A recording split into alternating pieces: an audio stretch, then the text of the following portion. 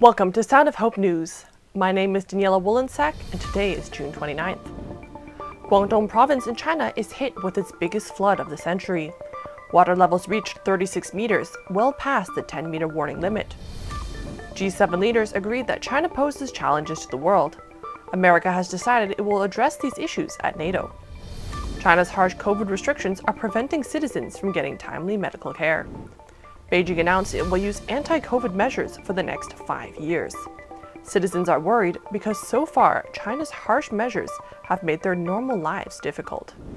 Finally, Shenzhen steps up its isolation protocols. Some speculate it means Xi will visit Hong Kong because Shenzhen would be the natural next stop.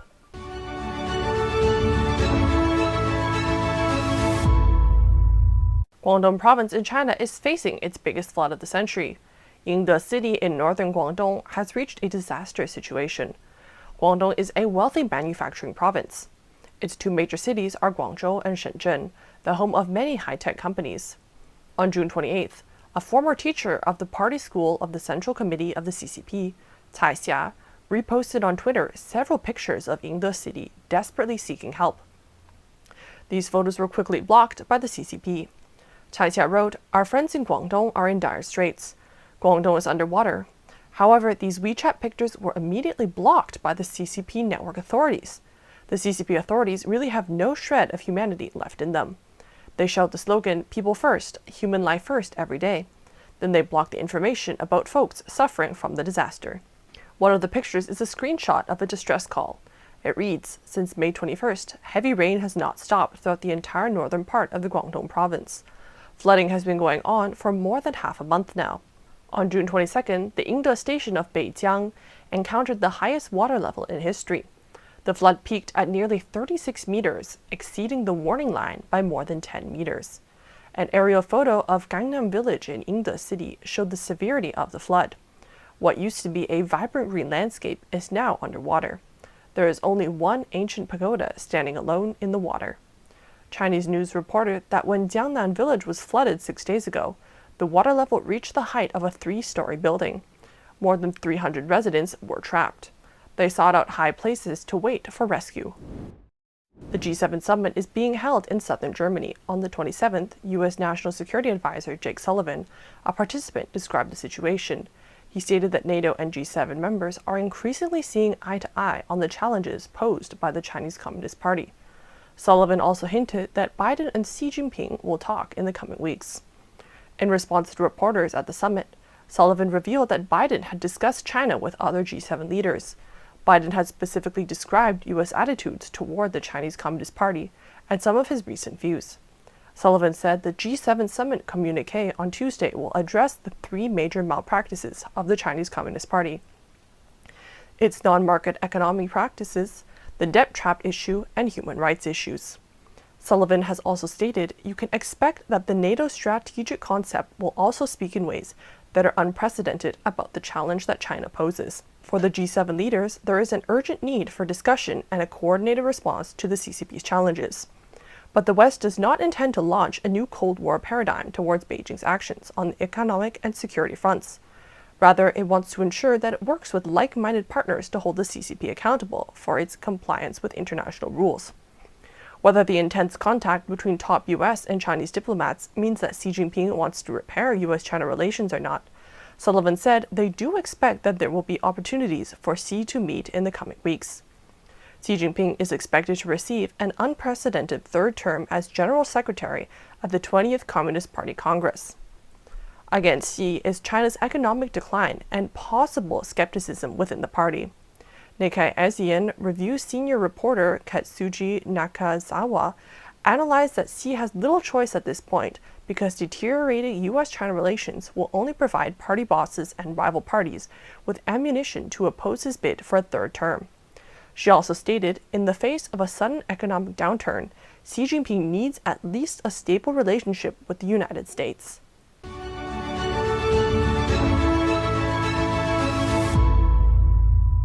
The hardline COVID lockdowns in China have significantly hindered people from getting healthcare, food, and other life necessities. There are countless reports of people having no access to timely medical care since March. It's because of China's new health tracking system. People's phones have a health code that control where people can go. If the electric symbol is green, a citizen is free to go outside. If it's yellow, that citizen is not allowed to travel within the city. Last Tuesday, on June 21st, a resident in the northeastern Chinese city of Guangdong was stopped by police. She was attempting to pick up medicine from a hospital for her sick father. In this video, the 41-year-old woman, surnamed Hao, and her 70-year-old father were stopped at a security checkpoint. It's because she had a yellow health code. So, Hao got out of her car and explained that she had already taken a COVID-19 test. Her housing community had given her permission to leave and pick up medicine at the hospital. But the officer blocked Hao from re-entering her car and pushed her. She fell to the ground. Her aging father slapped the officer in the face. According to the police statement afterwards, Hao and her father had broken through checkpoints and were stopped according to the law. It claimed Hao had refused to cooperate and abide by the epidemic prevention regulations. The police then issued her a 10-day administrative detention for obstructing their work. Her father received a criminal compulsory measure for assaulting an officer. Did Hao commit a crime? In response, Hao explained on social media that she was driving to pick up a difficult-to-find medicine for her father that day. Her father suffered from a form of neuralgia and was recovering from surgery.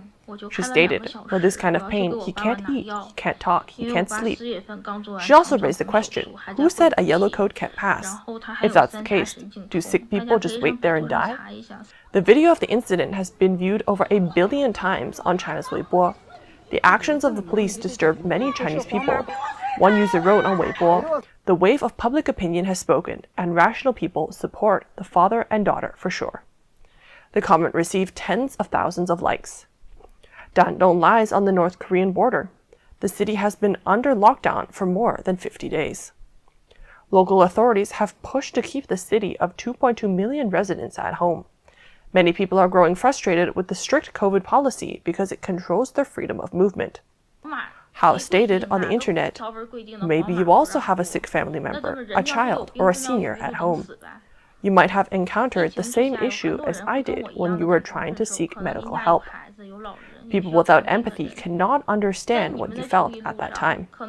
According to state media, Hao will not serve her 10-day detention immediately because of the current pandemic.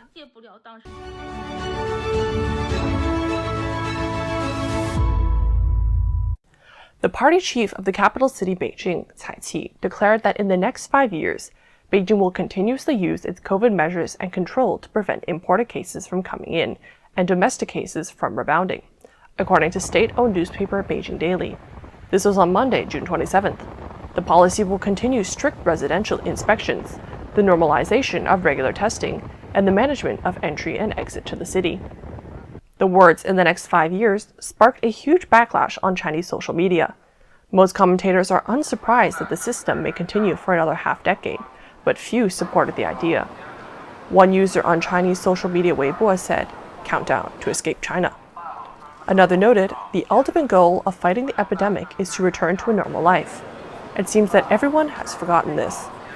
The people can't bear the hardline epidemic rules anymore, including mass mandatory testing and travel restrictions.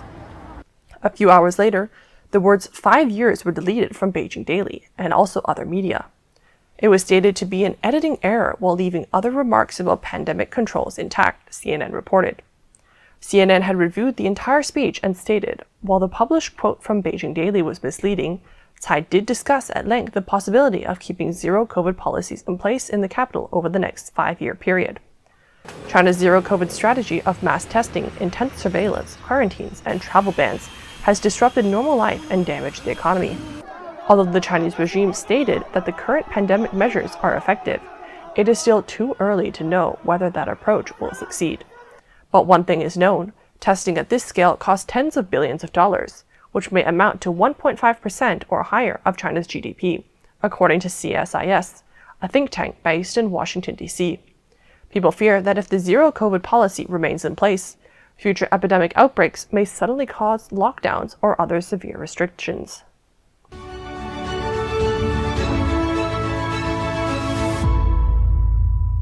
On June 25th, Shenzhen Futian District issued a notice saying that from now on, the entire Futian District will be under close management.